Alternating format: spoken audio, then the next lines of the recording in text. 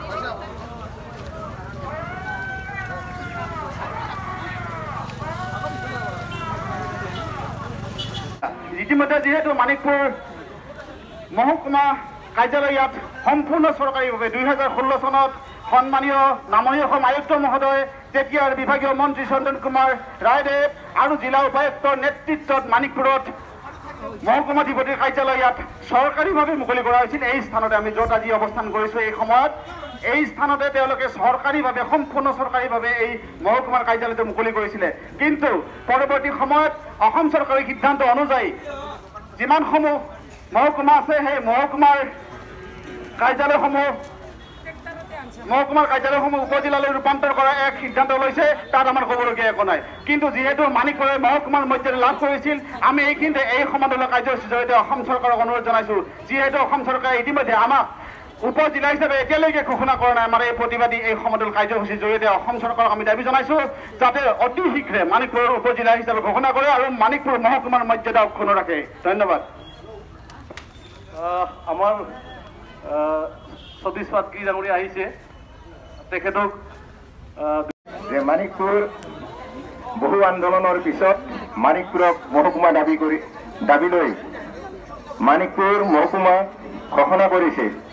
তাৰ পিছত আমাৰ মানিকপুৰ সমষ্টি ঘোষণা কৰিলে, কিন্তু কালৰ কুটিল গতিত আমি মানিকপুৰ মহকুমা মানিকপুৰ সমষ্টি দুয়োটাই হেৰুৱালোঁ। এতিয়া আমি মানিকপুৰ সমষ্টিৰ সলনি আমি অভয়পুৰী সমষ্টিৰ ভোটাৰ হলোঁ। অসম চৰকাৰে ইতিমধ্যে ঘোষণা কৰিছে যে প্ৰতিটো জিলাত এটাকৈ উপজিলা ঘোষণা কৰিব, উপজিলা দিব। গতিকে আমি অভয়পুৰী সমষ্টিৰ ভোটাৰ হিচাপে আমি অভয়পুৰী জিলাৰ কাৰণে যিটো উপজিলা ঘোষণা কৰিছে এই উপজিলাখন মানিকপুৰত হ'ব লাগে বুলি আমাৰ তৰফৰ পৰা আমি দাবী জনাইছো। শ্ৰদ্ধা ৰাইজসকল, আমি এতিয়া হেৰুৱাবলগীয়া একো নাই। আমি ইফাল ইফাল মেমৰেণ্ডামখন কৰবাত আছে, লৈ আহিব দিছোঁ, বেছি সময় নালাগে, 5 মিনিট। হ'ব দে, 5 মিনিটত যথেষ্ট হ'ব।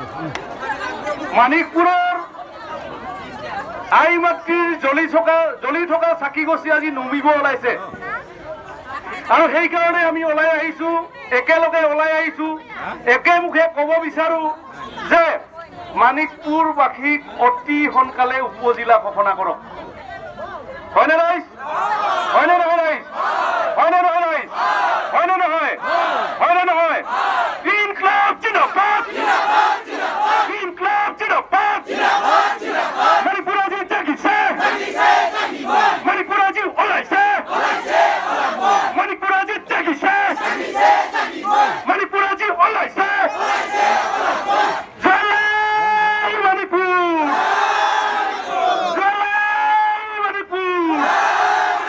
ধন্যবাদ।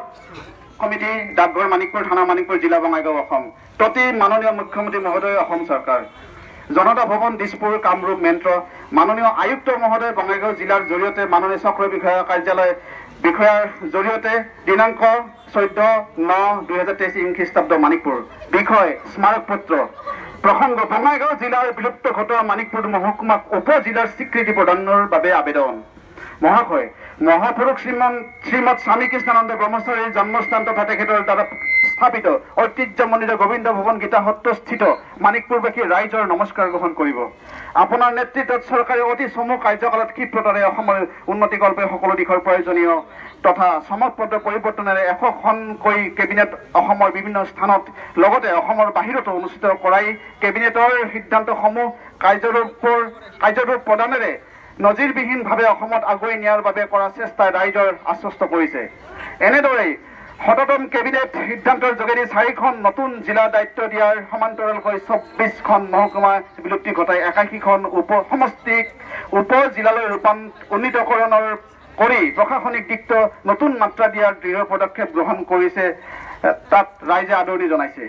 মহাশয়, মানিকপুৰ মহকুমা বিলুপ্ত ঘটোৱা অধীনস্থ মানিকপুৰবাসীৰ বাবে অতি দুঃসংবাদ যে ঐতিহ্যমণ্ডিত সনাতন ধৰ্ম প্ৰচাৰৰ কেন্দ্ৰ গোবিন্দ ভৱন গীতাস্থিত মানিকপুৰৰ ভৌগোলিক স্থিতিৰ দিশেৰে দৃষ্টি নিক্ষেপ কৰিলে মহাশয়ে অনুধাৱন কৰিব পাৰিব যে মানিকপুৰ সদৰৰ পৰা বঙাইগাঁও সদৰৰ পৰা মানিকপুৰলৈ দূৰত্ব প্ৰায় 35 ৰাইজক আশ্বস্ত কৰিব পৰাকৈ যিসমূহ প্ৰতিবেদন প্ৰেৰণ কৰিব লাগে, প্ৰতিবেদনসমূহ যাতে শক্তিশালী ৰূপত প্ৰেৰণ কৰে তাৰে আমি বিনম্ৰ অনুৰোধ জনাইছোঁ। এতিয়া আমি মহিধৰ ৰায়ক অনুষ্ঠানটি সামৰণিৰ দিশে আগবঢ়াই লৈ যাবলৈ অনুৰোধ জনাইছোঁ। আৰু এটা কথা কৈছোঁ, এবাৰ ঘোষণা কৰিছোঁৱে, অহা শনিবাৰ পিছবেলা 3টা বজাত বজাৰ গৃহত মানিকপুৰ উপজিলাৰ সমিতিখন পূৰ্ণাংগ সমিতি হ'ব। কাৰণ টকাটুয়াকৈ তৎক্ষণাত কৰিব লগা হৈছে যে বিভিন্ন পাৰ্মিশ্যনৰ কাৰণে, সেইকাৰণে 5জনীয়া সমিতিখন এতিয়া হৈ আছে। প্ৰতিখন গাঁৱৰে আজি যেনেকৈ উপস্থিত হৈছোঁ সেইদিনাও যাতে তেনেকৈ উপস্থিত হওঁ, যাতে প্ৰতিখন গাঁৱৰে অতি কমেও 10জনকৈ আমাৰ তাত সমিতিত মানুহ থাকে বা ৰাইজৰ মানুহ থাকে, এইখিনি কৈছোঁ। আৰু আমাৰ এটা কথা স্পষ্ট যে আমি সম্পূৰ্ণ মানিকপুৰ ৰাইজ একেলগে যায়ে থাকিম যেতিয়ালৈকে আমি উপজিলা নাপাওঁ। আৰু এবাৰ অনুৰোধ কৰিছোঁ, মনত পেলাই দিছোঁ, যাতে অহা শনিবাৰ 3টা বজাত পিছবেলা সকলোৱে যাতে উপস্থিত থাকে আপোনাৰ লক্ষী মন্দিৰ প্ৰাংগণ, য'ৰ পৰা আজি আমি কাৰ্যসূচী আৰম্ভ কৰিছোঁ। আৰু ধন্যবাদ জ্ঞাপন কৰিছোঁ আজি আমাৰ চক্ৰ বিষয়া বাইদেউক, ধন্যবাদ জ্ঞাপন কৰিছোঁ আমি পুলিচ প্ৰশাসনৰ ব্যক্তিসকলক, বিষয়াসকলক ধন্যবাদ জ্ঞাপন কৰিছোঁ, আজি উপস্থিত থকা সংবাদ মাধ্যমৰ বন্ধুসকলক, আৰু ধন্যবাদ জ্ঞাপন কৰিছোঁ সমগ্ৰ ৰাইজে আহি যে আজি এই নিজৰ প্ৰাপ্যৰ অধিকাৰ এই গৰমত এই ৰ'দত প্ৰতিষ্ঠাপিত কৰিব আহিছে। সকলোলৈ ধন্যবাদ। আগে পিছে বা ইয়াৰ পিছতো যদি কিবা কাৰ্যসূচী হয় সকলোৰে এনেকৈ সহায় সহযোগিতা পাম বুলি আশা ৰাখি আজিৰ কাৰ্যসূচী ধন্যবাদ জ্ঞাপন কৰিছোঁ গোস্বামী দেৱলৈ। এতিয়া আমি আজিৰ এই কাৰ্যসূচী ইয়াতে সমাপ্ত হ'ব বুলি ঘোষণা কৰিলোঁ আৰু ৰাইজক শৃংখলাবদ্ধভাৱে এই স্থান ত্যাগ কৰিবলৈ অনুৰোধ জনাইছোঁ। শৃংখলাবদ্ধভাৱে, আৰু কোনোবাই যদি কিবা অসুবিধা পায় তেতিয়াহ'লে আমাক জনাব অনুগ্ৰহ কৰি। শৃংখলাবদ্ধভাৱে যাব, শৃংখলাবদ্ধভাৱে নিজ নিজ গন্তব্যস্থানলৈ যাব আৰু আশা ৰাখিছোঁ পৰৱৰ্তী সময়ত আপোনালোকৰ সহযোগিতা পাম। ধন্যবাদ। জয় আই অসম।